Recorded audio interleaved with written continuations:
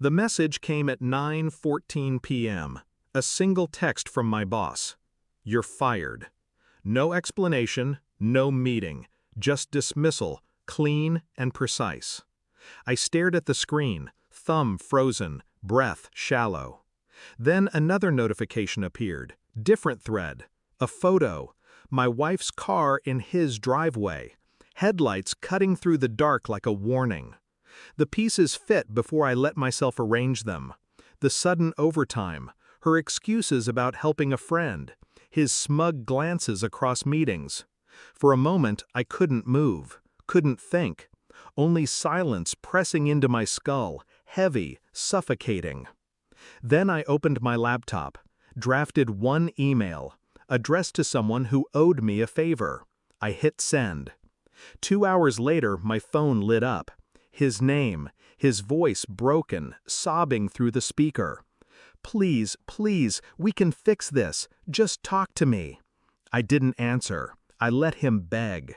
And the silence told him everything. Betrayal has a sound. It's not the slam of a door or the shatter of glass. It's softer. A sigh at midnight when she thinks you're asleep. The whisper of a name that isn't yours. The quiet shift of loyalty you can feel in her pulse when her body lies beside you, but her heart does not. I had ignored the signs, called it paranoia, convinced myself love required trust, even when trust felt like drowning. But the photo killed denial. The text carved it into stone.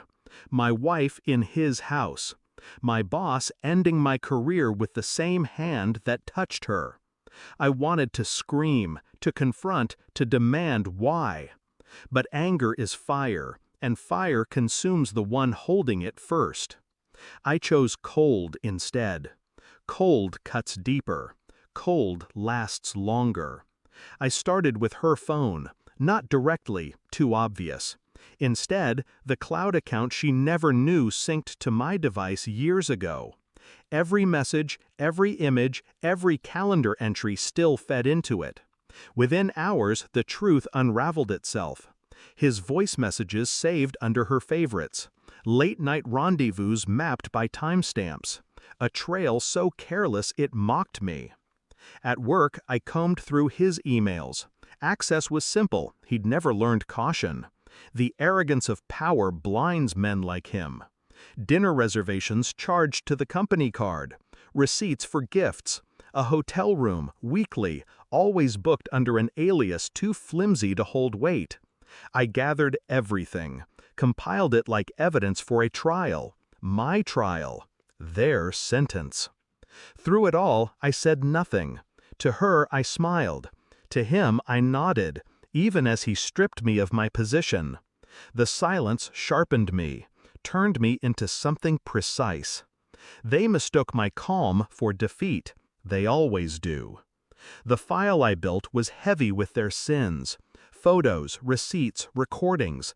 Enough to break reputations, marriages, careers. Enough to end them without lifting a hand. I slid it across a private server to one address, a journalist I trusted, a man who thrived on scandal and owed me a debt. An hour later he called me back. His laugh was low, hungry. This is dynamite.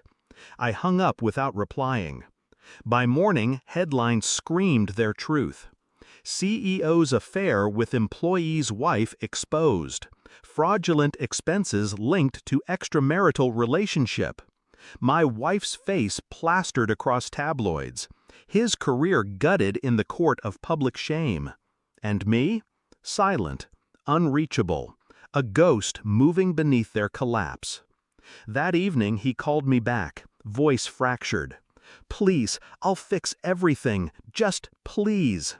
I let him choke on his own desperation before I ended the call. She came home trembling, eyes red, hands shaking.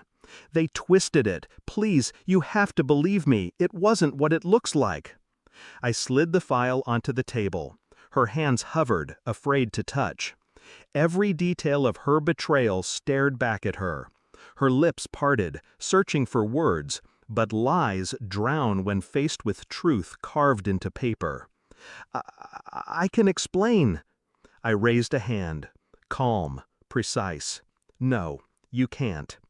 The silence after was longer than any scream. I stood, picked up my coat, my bag already packed. She reached for me, but I stepped back. Not fast, not violent, just final. Now I sit in a room she doesn't know exists. Walls bare, air clean. The world outside still spins with their scandal, their downfall. Phones buzz with their pleas, but I don't respond.